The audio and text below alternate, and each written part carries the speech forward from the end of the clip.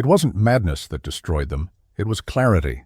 Carl Jung warned that one of the most dangerous moments in a human life is not when you are lost in delusion, but when you finally see too much of reality. He wrote that, until you make the unconscious conscious, it will direct your life and you will call it fate. What he didn't always say aloud was the corollary. Once you do make it conscious, you may not survive the shock of your own perception. You thought the threat came from ignorance. It doesn't. It comes from sight without preparation. Seeing what others cannot, or refuse to, pulls you into a secret battlefield, one where you carry knowledge that isolates you, burdens you, and threatens to unravel your sense of belonging. Why does this matter now? Because millions today are awakening to hidden psychological patterns faster than at any time in history. Algorithms expose you to shadows society never wanted you to notice.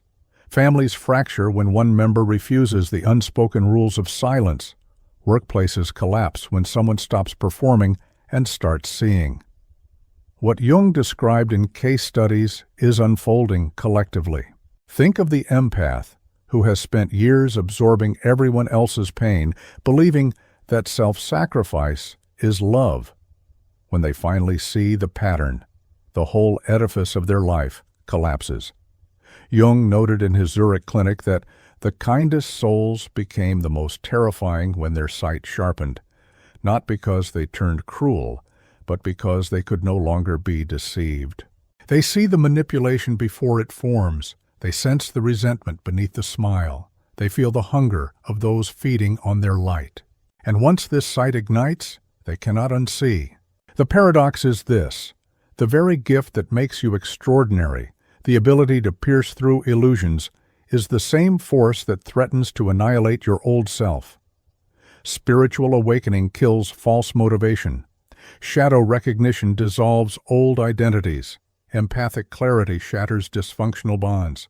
This wasn't a gentle revelation. This was psychological fire. Over the next hour, I will take you through the hidden architecture of this transformation. The rarest personalities Jung identified, the 7 environments that quietly poison your mind, the predators that hunt your sensitivity, and the alchemy that turns empathic wounds into unbreakable sovereignty. Because the danger isn't that you see what others don't. The danger is failing to build a conscious relationship with that sight before it consumes you. Jung often said that the meeting of 2 personalities is like the contact of 2 chemical substances. If there is any reaction, both are transformed. But what happens when the reaction is too violent, when one person's perception burns hotter than their psyche can contain? In 1913, Jung treated a patient whose case he would later call one of the most disturbing of his career. Outwardly, this man was harmless, charming, articulate, even beloved by colleagues. But Jung began to notice something chilling. Every accusation this patient hurled at others was a mirror of his own denied traits. He accused friends of manipulation, though he himself pulled strings behind the scenes. He described colleagues as deceitful, while weaving lies he couldn't remember making. This wasn't simple projection.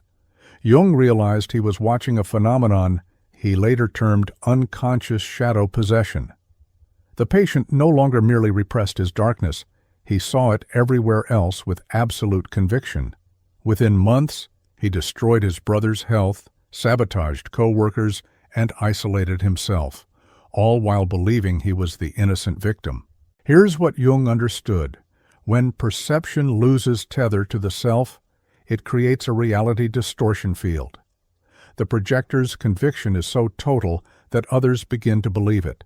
Families turn against scapegoated members. Workplaces exile the one who resists the narrative. Communities mob the innocent. Jung called this collective possession, when one person's distorted vision infects an entire group. He later wrote that this was one of psychology's most lethal mechanisms, to see evil everywhere but within oneself. Because once you outsource your shadow, you grant yourself permission to attack it, mercilessly, wherever you imagine it hides. Jung's notes on this case carried a warning still urgent for you today.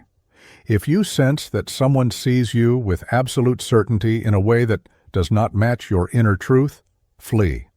Explanation will not help. Evidence will not sway them.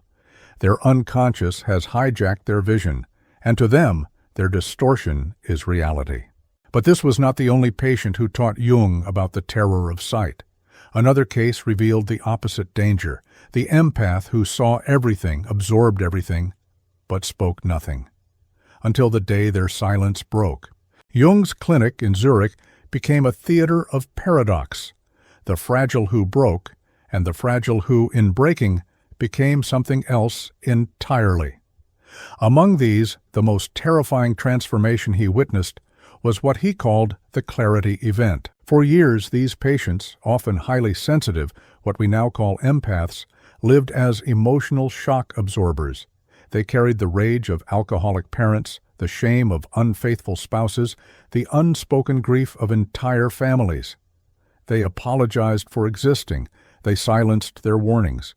They became containers for everyone else's pain, mistaking endurance for love. And yet, Jung noticed something that made his hands tremble. As he wrote, they were not simply victims. They were recording. Every insult, every betrayal, every inconsistency was etched into their awareness with surgical precision. They mapped the psyche of their abusers in ways that surpassed even Jung's clinical training. The breaking point came not with violence, but with betrayal. Betrayal by the very person they trusted most. In that instant, something inverted.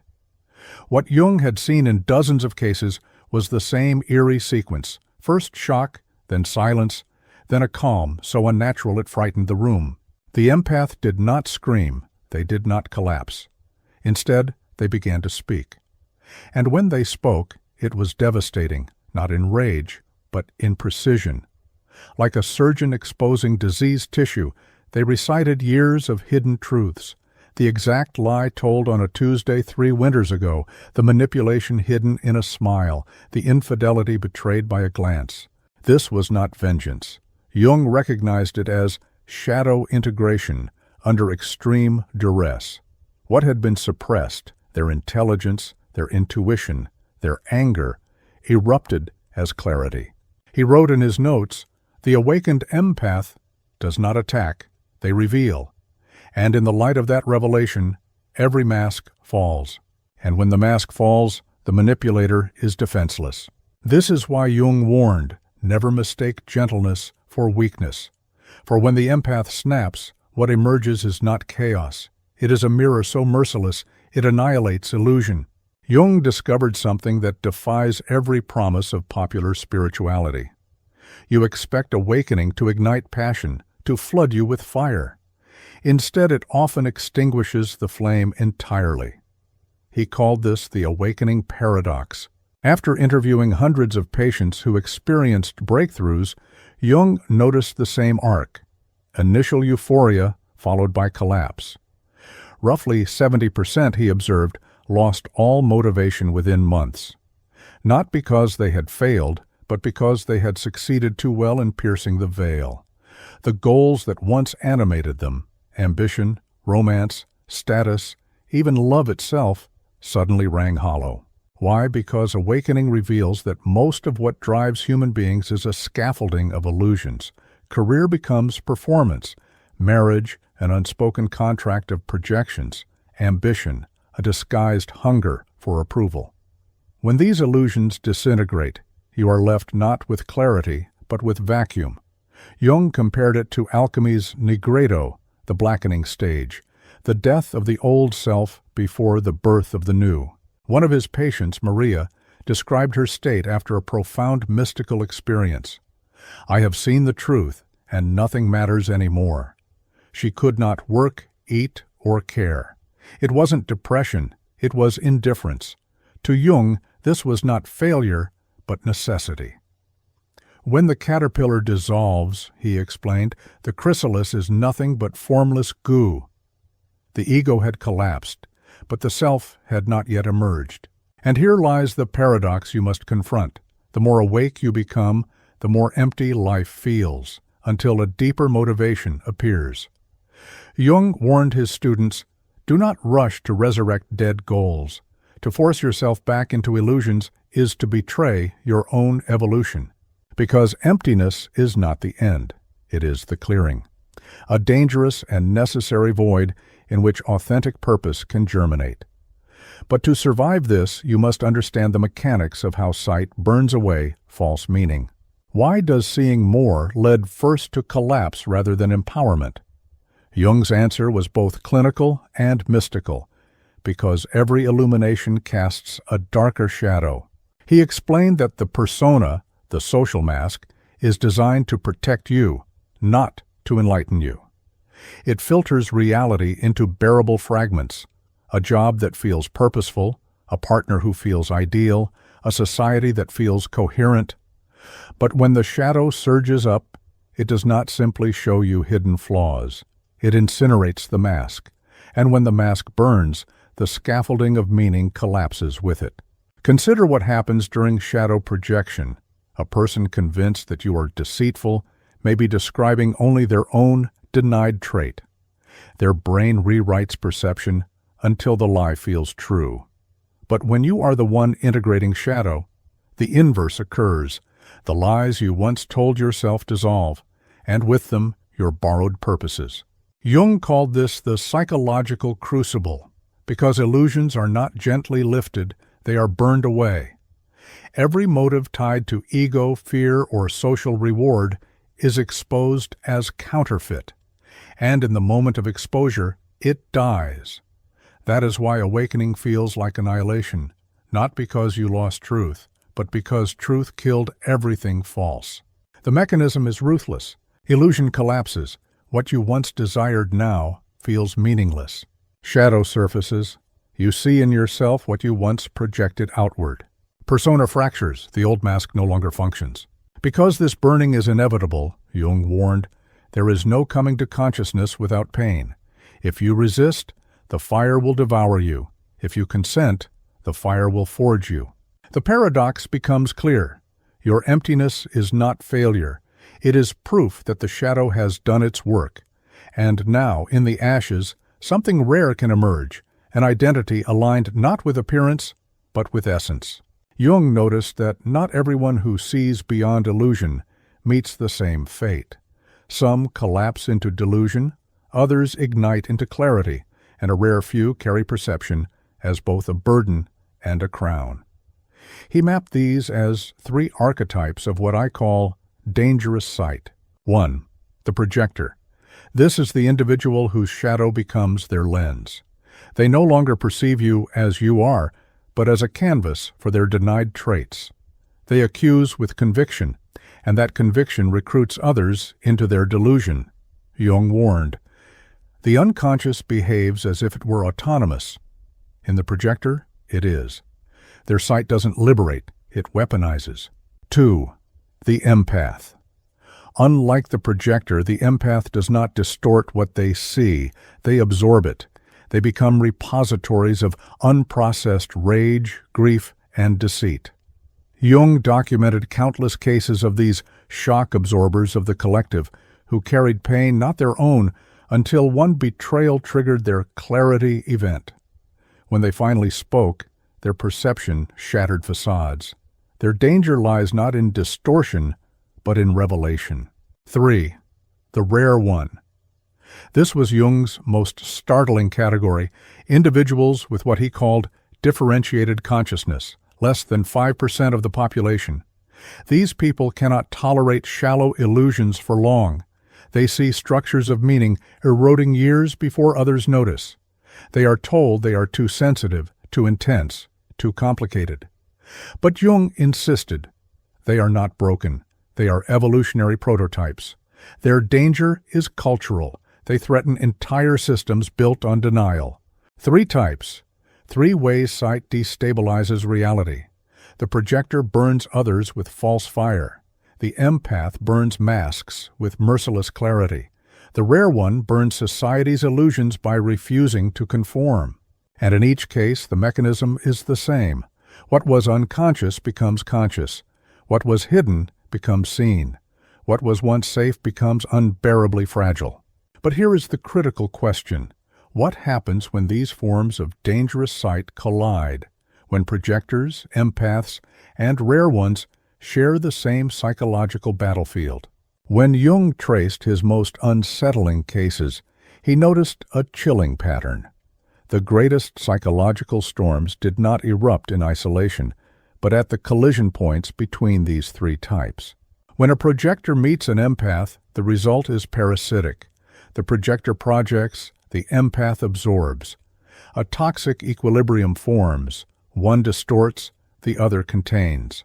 Jung called this negative synchronicity, a dark magnetism where unconscious wounds seek each other out.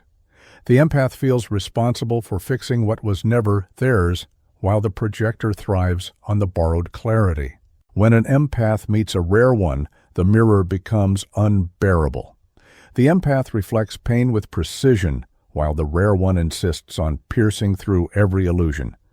The empath feels exposed, the rare one feels suffocated. Jung observed that, without integration, these alliances collapse under the weight of too much seeing. And when a projector meets a rare one, that is open war. The projector weaponizes certainty, but the rare one dismantles it with evidence of truth. The clash destabilizes entire systems, families, organizations, even nations. Jung warned that this is how collective possession begins. The deluded rally others to their distorted vision, while the rare one stands as scapegoat, embodying the truths the group cannot bear. You may recognize these collisions in your own life. The relationship where your gentleness became someone else's excuse to offload rage.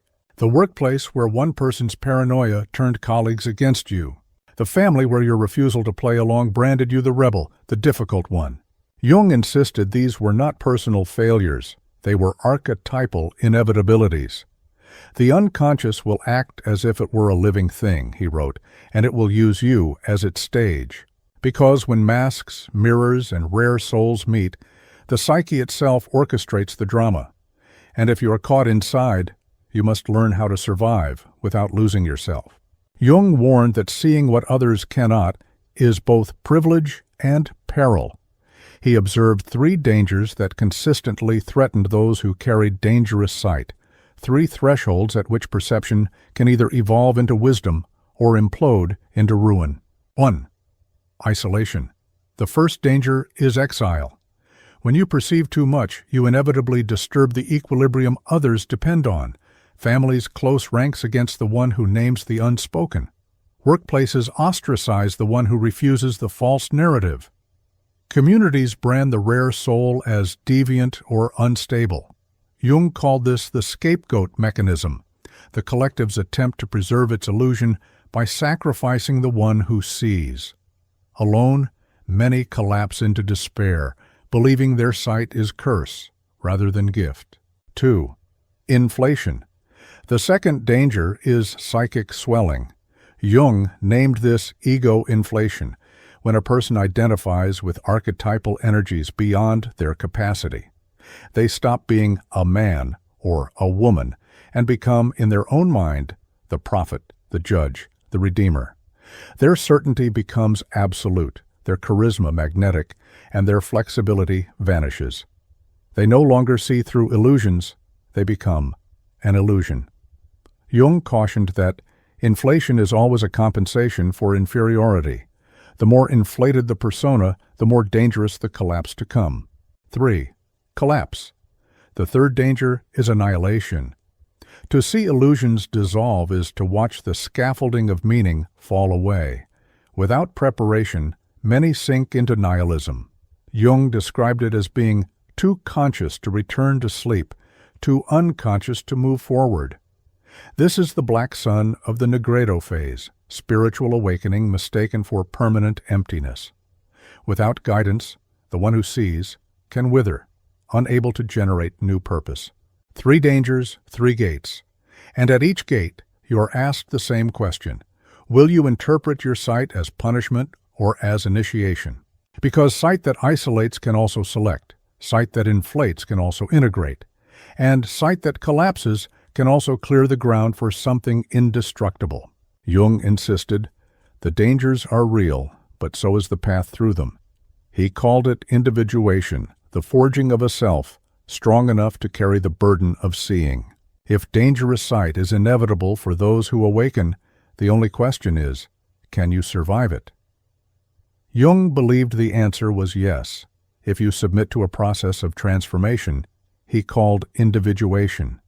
He mapped it not as a single moment, but as a progression, a passage through 3 indispensable phases. Phase 1, containment. The first task is not to act, but to hold. When the flood of perception surges, the temptation is to speak it, expose it, weaponize it. But premature exposure burns relationships and shatters fragile systems. Jung instructed patients to build what he called a psychological vessel to contain the new awareness. Journals, dreams, active imagination, all methods of holding the fire without unleashing it recklessly. Because uncontained sight destroys indiscriminately. Phase 2, discernment. Once the vessel is strong, the second phase begins, learning to separate truth from projection, vision from fantasy. Jung wrote, "We do not become enlightened by imagining figures of light, but by making the darkness conscious. This requires ruthless honesty. Is what I see in the other truly theirs, or is it my shadow in disguise?" The projector fails at this phase. The empath often delays it. The rare one cannot avoid it. Discernment transforms perception into precision, sight into clarity. Phase 3, creation. The final phase is to translate sight into form. Jung emphasized that true individuation produces creativity, art, service, structure, contribution. What was once annihilation becomes architecture. Rare personalities who endure long enough eventually externalize their vision in ways that elevate culture. The empath who once absorbed pain becomes the healer who rewrites relational patterns. The rare one becomes a cultural catalyst. The projector, if they integrate, becomes a reconciler of shadows, containment, discernment, creation. Each phase builds the psychic musculature to bear dangerous sight without being devoured by it. Because sight is not meant to remain internal torment, it is meant to become external medicine. But the path is perilous, for at every stage there are pitfalls that seduce you into abandoning the process. Jung warned that individuation is not guaranteed. Many begin, few complete it. The path is littered with pitfalls, subtle traps that lure the seer back into blindness. He identified 4 that appear again and again in those burdened with dangerous sight. Pitfall 1, the Messiah complex. Here the rare soul mistakes their vision for a mandate to rescue everyone. Jung observed that this inflation often hides despair. If I cannot bear the weight of what I see, perhaps I can save myself by carrying everyone else. But this is projection disguised as service. Instead of liberating others, you smother them with your need to be savior. Pitfall 2, shadow denial, the projector's trap. You see clearly in others, but remain blind to yourself. You expose hypocrisy while refusing to acknowledge your own. Jung cautioned that the unintegrated shadow will always seek new disguises. If you do not own it, it will recruit you as its mouthpiece. Pitfall 3, addiction to emptiness. Some mistake the void of the Nigredo for the end of the journey. They become attached to meaninglessness itself, wearing despair as identity. Jung described this as premature enlightenment, a refusal to move from collapse into creation. Emptiness becomes a cage rather than a chrysalis. Pitfall 4, performance of depth. The rare personality often faces this seduction, to turn their vision into spectacle rather than substance. They craft identities around being different, sensitive, rare. But individuation is not about branding. It is about becoming. As Jung wrote, the privilege of a lifetime is to become who you truly are. 4 pitfalls, each a counterfeit of the real, the false savior instead of the healer, the blind accuser instead of the truth-teller, the nihilist instead of the reborn, the performer instead of the authentic. To avoid them, Jung urged the cultivation of daily practices, habits of soul hygiene that ground perception in reality. Without these, the pitfalls swallow you. With them, sight becomes sustainable. Jung insisted that dangerous sight, once awakened, could never be extinguished. The only choice was whether it consumes you or transforms you. To endure, he prescribed what we might call soul hygiene, daily practices that tether vision to reality and prevent collapse. 5 stood out across his writings and clinical notes. 1. Shadow journaling. Write the thoughts you dare not speak, the resentments, the envy, the fantasies of revenge. Jung observed that the act of naming shadow prevents it from seizing control. What remains unconscious directs your life as fate. What is written becomes raw material for transformation. 2. Dream tracking. Jung called dreams the royal road to the unconscious. He urged patients to record symbols, no matter how trivial. The psyche speaks in images, and if you ignore its language, it will shout through symptoms. Dreams anchor sight by revealing what your waking mind resists. 3. Energy audits. The empath especially must ask daily, who gave me energy today and who drained it? Jung framed this as psychological economy, the conservation of psychic energy for individuation. Without conscious audits, you leak vitality into manipulative systems until nothing remains. 4. Active imagination, a practice Jung developed to converse with inner figures. You close your eyes, enter the scene of a dream or image, and let it speak. Here the unconscious is not enemy, but guide. Integration requires dialogue, not domination. 5. Symbolic living. Perhaps Jung's most radical instruction: live by symbols, not by scripts. Notice the recurring image, the synchronistic encounter, the pattern that stalks your life. To live symbolically is to trust that your psyche organizes meaning at a deeper level than your ego can plan. These 5 practices do not eliminate the burden of sight. They stabilize it. They give you a container strong enough to carry truths that would otherwise annihilate you. Because dangerous sight cannot be switched off, it can only be sustained, and with daily practice, what once felt like curse becomes capacity. Jung loved contrasts because they revealed destiny in relief. He often framed individuation not in abstractions, but in living examples, those who collapsed under the burden of sight and those who carried it with grace. The collapse. Nietzsche. Jung studied Nietzsche obsessively, not only as a philosopher but as a psychological case. Nietzsche saw too much. He pierced illusions of morality, religion, and society with surgical clarity. Yet he lacked containment. His visions came as fire, but he had no vessel to hold them. Jung called this inflation, the psyche identifying with archetypal forces too vast for one man to bear. Nietzsche declared himself both prophet and judge, and in the end, madness swallowed him. To Jung, Nietzsche exemplified the peril of dangerous sight without grounding, genius collapsing into psychosis. The exemplar, Goethe. By contrast, Jung revered Goethe as a model of psychic wholeness. Goethe, too, saw deeply into alchemy, myth, and the soul of Europe, but instead of being devoured, he channeled his vision into Faust, into poetry, into science. Jung praised Goethe's ability to live symbolically, to weave sight into creation rather than destruction. Where Nietzsche drowned in archetype, Goethe learned to swim in it. 2 figures, 2 fates, the same fire, handled differently. Jung's lesson is stark. Seeing through illusion is not enough. Without integration, sight crushes you. With integration, sight becomes culture's renewal. The danger is real, but so is the possibility that you, like Goethe, can carry the unbearable without breaking. Because the individual who learns to hold dangerous sight becomes not merely a survivor, but a cultural medicine. Jung warned that psychology is never merely personal. The world, he said, hangs by a thin thread, and that thread is the psyche of man. Dangerous sight, therefore, is not your private burden. It is a cultural frontier. Why now? Because we live in an age of collapsing illusions.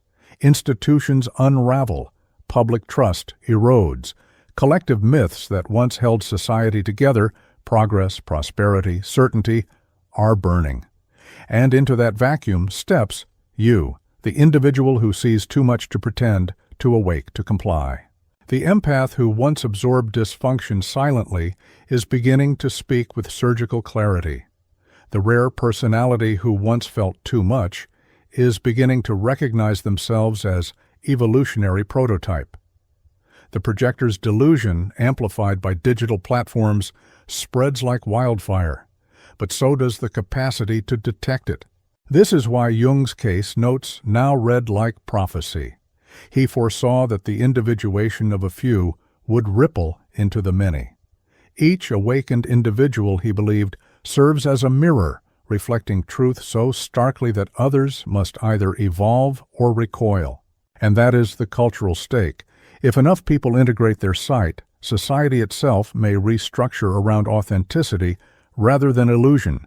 If too few succeed, projection and possession will dominate collective life, plunging entire cultures into chaos. This isn't about your healing alone.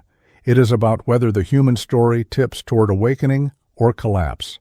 Your psyche is not just yours. It is a node in what Jung called the collective unconscious. And every time you integrate a shadow, you lighten the burden for all. Therefore, your survival of dangerous sight is not optional.